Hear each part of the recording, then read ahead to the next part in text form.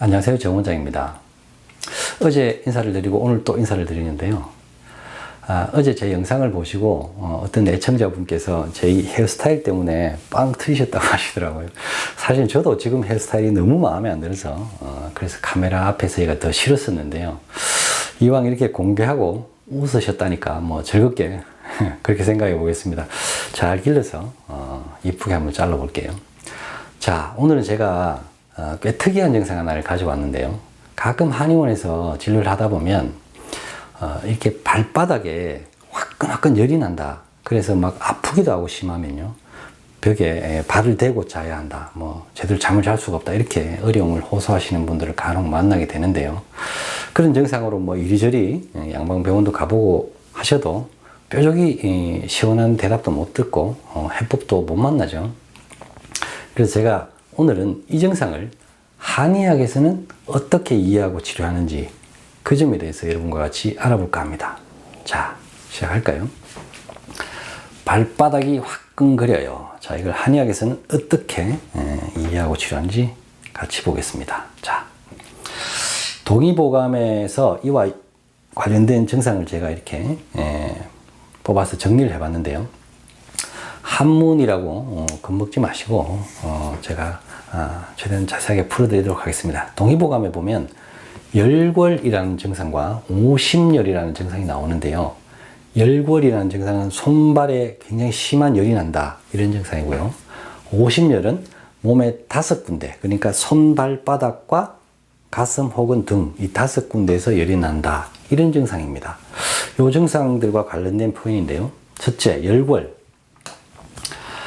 열궐은 양기가 양기가 과하게 심해져서 족하, 그러니까 발바닥에 열이 나는 증상이다. 이렇게 나와 있죠. 그리고 그 다음 표현을 한번 볼까요? 신기, 신장의 기운이 일세, 날로 쇠약해져서 양기가 홀로, 독승, 홀로 과해져서 그래서 수족에 열이 난다. 이 증상인데요. 이 두 증상은 한의학적으로 변증을 해보면 사실은 신음허라고 볼 수 있습니다. 이 신기에서 음이 허해지면 이렇게 양기가 홀로 과해져서 이런 증상을 만든다 이렇게 보는데요. 이걸 제가 조금 쉽게 그림으로 설명을 해드리면 이렇게 우리 몸이 있다고 보죠. 그래서 사실 우리 몸은 이 음과 양이 반반을 이뤄서 서로 이렇게 잘 섞여 있는 것이 가장 좋은 상태죠. 그래서 이 밑에는 음이라고 보고 이렇게 음과 양이 조화를 이루고 있어야 되는데 이 음기가 약해진 거죠. 이렇게 부족해지면 양기가 이렇게 더 심해지게 되죠. 그래서 음양의 균형, 밸런스가 깨지게 됩니다. 그래서 이 양기의 열이 손이나 발로 이렇게 나가는 거죠.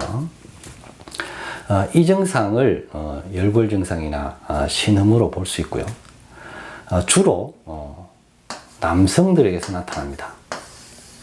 신음이 허해지는 건 주로 남성들이죠. 그렇기 때문에 남성들에게서 이 증상을 자주 만나볼 수 있고요. 다음 표현은 오심번열입니다. 이 5군데가 답답하고 열이 난다. 이런 증상인데요.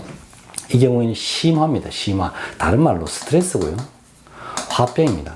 그죠? 신경을 많이 써서 이런 증상이 오는데 열기가 울체, 화울돼서 이런 증상이 생긴다.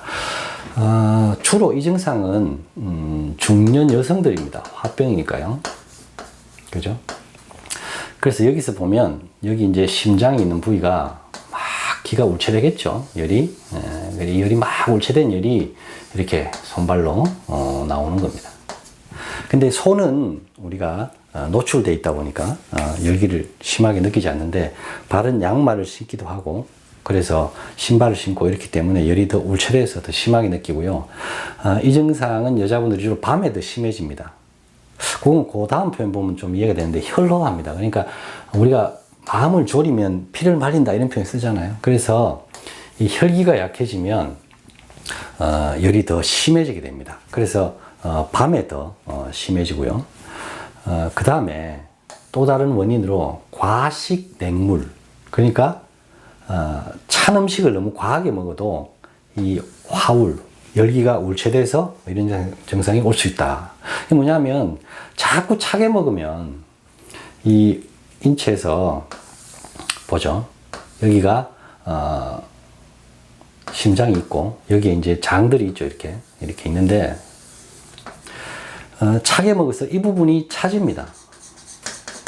그러면 우리 몸에서는 굉장히 어려움을 겪습니다. 소화라든가 여러 기능이 말이죠. 그래서 이 심장을 더 압박해서 더 뛰게 만들죠. 그러면 여기가 더 열이 찹니다.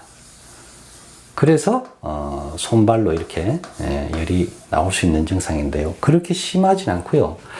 요즘 점점 이 증상이 조금씩은 많아지는 것 같습니다. 아무래도 너무 차게 먹으니까요.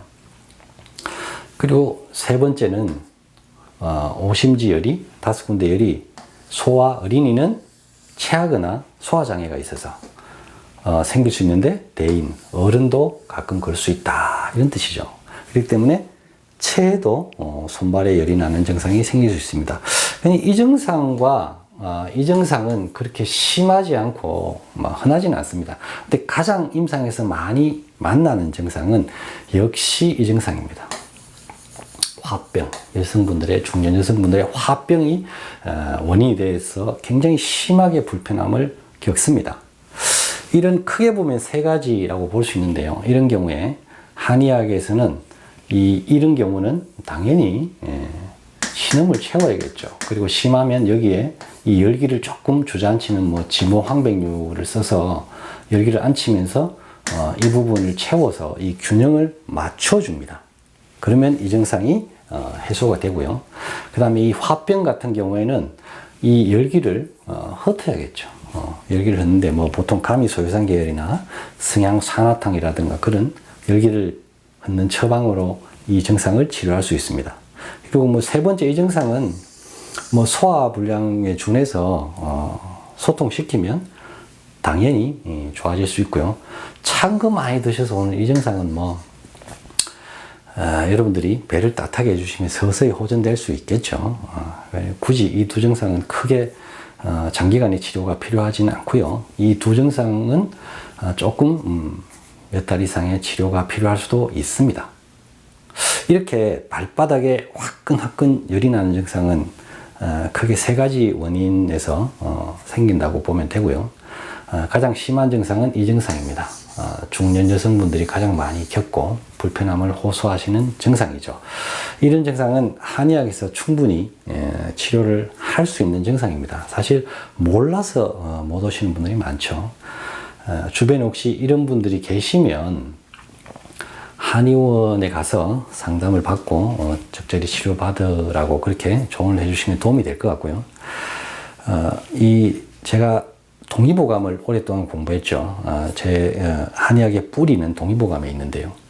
이 동의보감을 보면 이제 오래돼서 쓸모가 있느냐 이런 말씀을 하시는 분들이 계신데요. 지금 현대화되고 과학화되고 이렇다고 해도 사람이 인생을 살아가면서 겪게 되는 그런 희노애락이라든가 이런 생로병사의 어떤 여러 양상들은 비율의 차이는 있을지언정 크게 달라지지 않았습니다. 그렇기 때문에 빈도가 더 다발하는 증상도 있고요. 많이 줄어든 증상도 있겠죠. 그렇기 때문에 동의보감에 보면 사람이 일상생활에서 겪을 수 있는 대부분의 증상을 만날 수 있습니다. 그래서 굉장히 유익한 면이 있고요. 그리고 양방의학의 관점, 양방의학이 인체를 보는 관점으로서는 결코 접근할 수 없는 그런 증상이나 질환들에 대해서도 충분히 접근할 수 있는 그런 해안들이 많이 들어있거든요. 그래서 저는 이 한의학이 충분히 가치가 있다고 아직 생각을 하고 열심히 공부하려고 하고 있는데요. 아무쪼록 저의 이런 공부가 여러분들에게 작은 도움이라도 됐으면 좋겠네요. 그리고 혹시나 좀 궁금하신 사항이 있으시면 제 카카오톡 채널이나 아니면 댓글로 문의를 주시면 제가 봐서 개인적으로 설명을 좀 드리거나 아니면은 다른 분들도 아셨으면 좋겠다 하는 생각이 들면 이렇게 간략한 영상으로 올려드리도록 하겠습니다. 결국 본인의 몸을 치료하는 것은 본인입니다. 의사나 여러 외부적인 도움을 받는다 하더라도 내 몸을 치료하는 주체는 본인이거든요. 그래서 자기 몸을 잘 이해하는 것이 정말 중요합니다. 자, 오늘은 여기까지 하고요. 다음에는 더 좋은 영상으로 찾아뵙도록 하겠습니다. 감사합니다.